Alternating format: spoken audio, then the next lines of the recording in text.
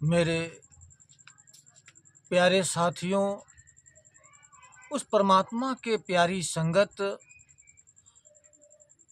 आप सभी को संतों महात्माओं ने हम सभी जीवों को उपदेश देते हैं कि हम मानव जीवन एक सृष्टि में हर योनियों से सर्वोपरि है। क्यों है कि यही शरीर एक मोक्ष के दरवाजे पर आत्मा खड़ी है।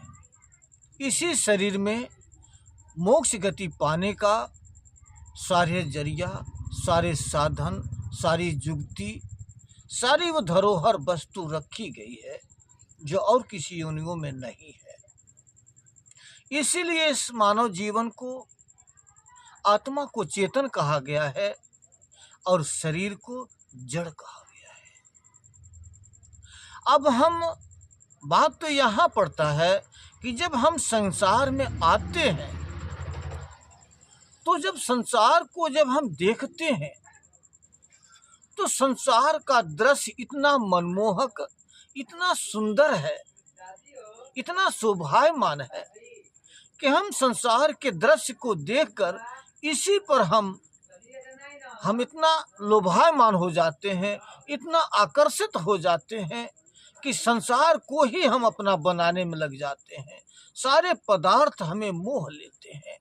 संसार का खट्टा मीठा स्वाद, सुंदर सुंदर खान पान और शारीरिक सुख शांति, गाड़ी घोड़ा, घर मकान, रुपया पैसा, मान बढ़ाई, ये सारे हमको इतना मनमोहक कर लेते हैं जो कि हम अपने असल उद्देश्य से हम दूर रह जाते हैं। उस मालिक से हमने तो गर्भ के अंदर ये करार किया था कि हे मालिक, आप हमें इस नरक से निकाल दो।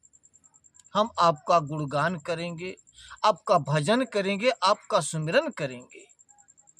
मगर जब हम बाहर आए तो हम सारे अरदास तो भूल गए, अपना दिया हुआ वचन भूल गए और संसार को हम धन दौलत मान बड़ाई को इकट्ठा करने में ही लग गए।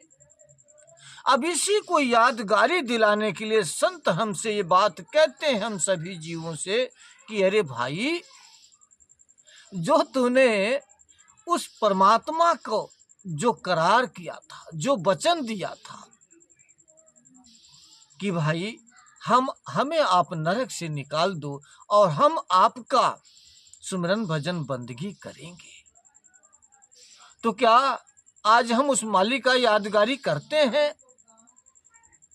जिस मालिक ने ये सृष्टि बनाई है, सारा धन दौलत बनाया है, ये बाल बच्चे दिए हैं, घर मकान दिया है, हम जिस पे अपना जीवन को गुजारा सुख शांति से कर रहे हैं और अधिक से अधिक धन को बटोरने में लगे हैं, क्या हमने कभी सोचा कि मेरा नहीं है, ये उस परमात्मा का है जिसने सब कुछ हमको दिया? तो क्या उसका हमें शुक्राना अदा नहीं करना चाहिए या हमें उसकी यादगारी नहीं बनानी चाहिए?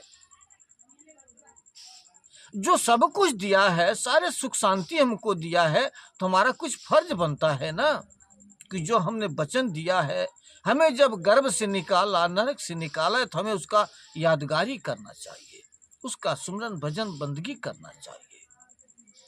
मगर हम नहीं करते क्योंकि हम अपने आप से अनजान हैं। जो हमने वचन दिया था वो हम पूरा ही नहीं कर पा रहे हैं। इस नाशवान वस्तु में हम आकर फंसे पड़े हैं। दुनिया के लेख छोड़ दीजिए, दुनिया के उदाहरण छोड़ दीजिए और ये देख लीजिए कि हमारे आंखों के सामने सैकड़ों के हिसाब से लोग मर गए, जिनको हमने किसी को अग्नि के सपुर्द कर दिया, किसी को जल के सपुर्द कर दिया या किसी के मिट्टी को सपुर्द कर दिया। उन लोगों ने अपने जीवन में जो कुछ भी घर मकान बनाया था, जो कुछ रुपए जोड़े थे, जो कर जरिया और साधन बनाया था, क्या एक भी तिनका यहाँ से लेके गए? सब कुछ उन लोगों ने हमारे लिए छोड़ के चले गए।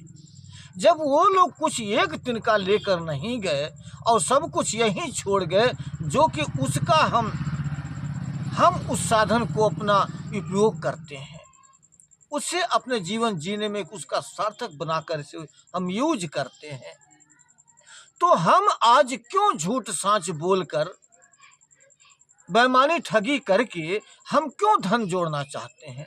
जब वो लोग नहीं लेके गए तो हम भी लेके नहीं जाएंगे, और जब हम नहीं लेके जाएंगे, ऐसा तो कोई नहीं नियम अलग नहीं है कि कोई प्राकृतिक हमारे लिए अलग से कोई छूट कर दे कि हाँ कि धन दौलत बटोर करके हम वहाँ लेके चले जाएंगे। ऐसा तो नहीं है कि अपने मान बढ़ाई रखने के लिए, न्याय को अन्याय में बदलने के लिए यहाँ जो हम रुपया पैसा रिश्वत दे करके अपना हम जीत करा लेते हैं, दूसरों के न्याय को ढक करके अन्याय में बदल देते हैं, तो क्या वही सोच हमारी है कि वहाँ भी हम रुपया पैसा दे के हम अन्याय बदल लेंगे? क्या वहाँ हमारा बस चलेगा? यहाँ तो झूठी दौलत के लिए लोग मरते हैं, मगर वहाँ तो सच ही सच चलता है। तो वहाँ हमें कौन सी दौलत होनी चाहिए? क्या हमने कभी सोचा, हमने कभी विचार किया कि शरीर को पालने के लिए हम अच्छे से अच्छा कपड़ा पहनते हैं, साफ सुथरा पहनते हैं, इस शरीर को आहार देने के लिए अच्छा से अच्छा साग सब्जी अनाज मेवा मिष्ठान फल फ्रूट दही दूध दही सब कुछ खाते पीते हैं ताकि हमारा शरीर स्वस्थ रहे। इस शरीर को स्वस्थ एक छाया देने के लिए अच्छे से अच्छा घर मकान महल अटारी बना के रखे हैं और हम अपना जीवन आराम से गुजारा करते हैं। मगर कभी हमने क्या यह सोचा कि यह जो हमारी आत्मा है इसका क्या खुराक है? इस आत्मा को कैसे संतोष होगा? इसको कैसे शांति मिलेगी? क्या हमने कभी सोचा? ऐसा हमने कोई जुगुत, ऐसा कोई उपाय हमने सोचा या किया? क्योंकि हम भूले हुए हैं, झूठे संसार में आकर के हम झूठ वस्तु को बटोर रहे हैं। और जब हमने करार किया है, कौल करार करके आए कि हे मालिक हम तुम्हारा भजन करेंगे, तो हम भजन करेंगे कब? इसी तरह से तो धन दौलत बटोरते बटोरते हमारा अंत समय आ जाता है और सारी धन दौलत को छोड़कर, इस शरीर को छोड़कर हम चले जाते हैं। फिर हमारा भजन करने का समय कहाँ चला गया? जो हमारा वचन था वो कहाँ चला गया? तो हमने कभी भी अपनी मानवता नहीं जगाई, अपनी सच्ची आत्मा जो है, सच्ची जो अंदर से आवाज देती है, सच को और झूठ की जो पहचान करती है, तो सच को हमेशा हम दबाते आए हैं और झूठ का ही उजागर करते आए। सच्ची दौलत को हम दबाते आए हैं। इसका गुनाहगार कौन होगा? क्या वो परमात्मा? क्या परमात्मा गुनाहगार होगा? गुनाह हमने किया, सच को हमने दबाया, झूठी चीज को हमने बटोरी, झूठी साखी हमने दी, झूठ हम लोगों के दूसरे धन दौलत को कब्जा करने की कोशिश हमने किया, चोरी ठगी बेईमानी हमने की, और गुनाहगार वो होगा। इसलिए हमें अपनी चेतनता को जगाना है, हमें वो सच की पहचान करनी है। मगर आज हम संसार की सुंदरता को देखकर, इस माया की भूल भुलैया में फंसकर हम अपने असल तत्व को भूले बैठे हैं। यही हमारे यहाँ फंसने का कारण है कि आज सच को दबा देते हैं, धन दौलत के लिए अपने ईमान को बेच देते हैं, झूठी साख देकर दौलत को प्राप्त करने की कोशिश करते हैं, जो कि हमारा ईमान भी बंधक पड़ जाता है और दौलत जो यहाँ की ये भी यहीं रह जाती है। जो वस्तु हमारी वहाँ साख देनी थी, जो वहाँ पर जो गवाही देनी थी, वो तो यहीं रह गई। कौन हमें वहाँ बचाने वाला है?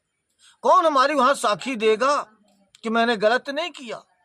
ये जो हमारा सच्चा ईमान है, यही हमें साखी देनी थी। इसी सच्चे ईमान को द्वारा हम वहाँ बच सकते थे, वहाँ हमें न्याय मिल सकता था, हमें सुख और शांति मिल सकता था, हम जीवन मरण से निकल सकते थे। मगर हमने तो जड़ ही काट दिया। जो न्यायिक जो हमारा ईमान था, जिस ईमान रूपी पेपर पर हमें एक इतिहास लिखना था, एक सच्चा इतिहास, सच ही सच लिखना था, इस आत्मा का साक्षी, आत्मा का गवाही तो ईमान था, मगर हमने ईमान को तो बेच दिया। जब ईमान ही बेच दिया, फिर हमारे पास बची कौन सी दौलत? ये झूठी दौलत। इस दौलत के लिए जो हम रात दिन मरते हैं, जितना रात दिन हम कोशिश करते हैं, दौलत चली जाती है तो हम रोना गाना शुरू कर देते हैं। चोर लुट जाते हैं, लूट ले जाते हैं, तब भी रोना गाना शुरू करते हैं। हाय दौलत में हम कितने लोगों को सदमा बैठ जाता है, हार्ट अटैक बैठ जाता है, जो कि क्षण में प्राण गंवा देते हैं एक झूठी दौलत के लिए। अरे अगर कहीं वही रात दिन की मेहनत, उस आंसू अगर बहाते, सच्ची दौलत के लिए बहाते, जो यहाँ भी रहता और परलोक भी संवर जाता और लोक भी संवर जाता, यहाँ भी लोग मर्यादा करते और वहाँ भी मर्यादा होती। उस सच्ची दौलत के लिए अगर आंसू बहाते, उसके लिए अगर रात दिन एक कर देते, रात दिन जाकर सच्ची दौलत को बचाते और उस ईमान को सच्चा रखते, उस परमात्मा का सुमिरन भजन बंदगी करते, अगर परमात्मा की सूरत, अपनी सूरत को उस परमात्मा से जोड़ देते, तो एक दिन वो शब्द, वो परमात्मा अपनी गोद में हमें बिठा लेता और जो मानवता हमारा था वह भी कायम हो जाता। मगर हम ऐसा नहीं करते। क्यों? कि हम झूठी दौलत में फंसे पड़े हैं, भूल भुलैया में फंसे पड़े हैं, हम अपने आप को अज्ञानता हुए पड़े हैं, प्रलोभन में फंसे पड़े हैं। जबकि इतना संत महात्मा टेर लगाते हैं, बुला बुला करके सीख देते हैं, सत्संग के माध्यम से हर चीज़ बताते हैं, मगर हम इतने अंधे हो गए, इतने अंधे हो गए हैं कि लोग हमारे सामने अगर उजाला देते हैं, फिर भी हम उजाले की तरफ न जाकर अंधकार में फिर भी हम फंस जाते हैं। ये क्या है? इसको क्या माना जाए? ये कैसी मानवता है? कैसा इंसानियत है? कहाँ चला गया सच्चा ईमान? जब इंसान ही अगर डूब जाए तो बाकी की दुनिया क्या हाल होगा? यही तो मार्ग था, इसी से निकलना था और इसी को हम अंधेर में डाले पड़े हैं। कैसे निकलेंगे?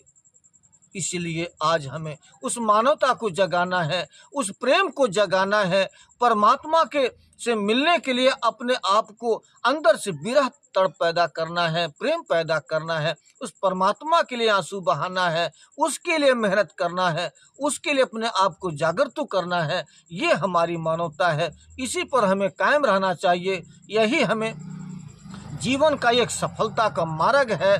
इसी पर हमें अपने आप को अटूट विश्वास करते हुए सद्गुरु के शरण में जाना चाहिए और सद्गुरु के उपदेशानुसार अपने आप को सद्गुरु के हवाले करके अपने आप को परमात्मा में लीन होने का एक नया प्रयत्न करना चाहिए। अपने आप को एक पूरा अटूट विश्वास करके एक पूरा प्रतिज्ञा लेना चाहिए। मानवता ही हमारा धन है, मानवता ही सब कुछ, हमारी धन दौलत और हमारी एक पूंजी है। इस समाज की पूंजी को कहीं ऐसे अमूल्य जो वस्तु है, इसको इतना फ्री में न गंवाते हैं, इसको नष्ट न करें। समय बहुत बड़ी कीमत है, समय की कीमत होती है। समय के साथ जुड़ना चाहिए, समय के साथ जुड़ करके हमें समय के साथ जुड़ते हुए मालिक का सुमिरन भजन बंदगी करना चाहिए। इसीलिए अब ज़्यादा न बोलते हुए मैं यहाँ अपने वाणी को विराम देते हुए आप सभी से इजाज़त चाहता हूँ। वीडियो को लाइक और सब्सक्राइब करना न भूलें। धन्यवाद साहिब।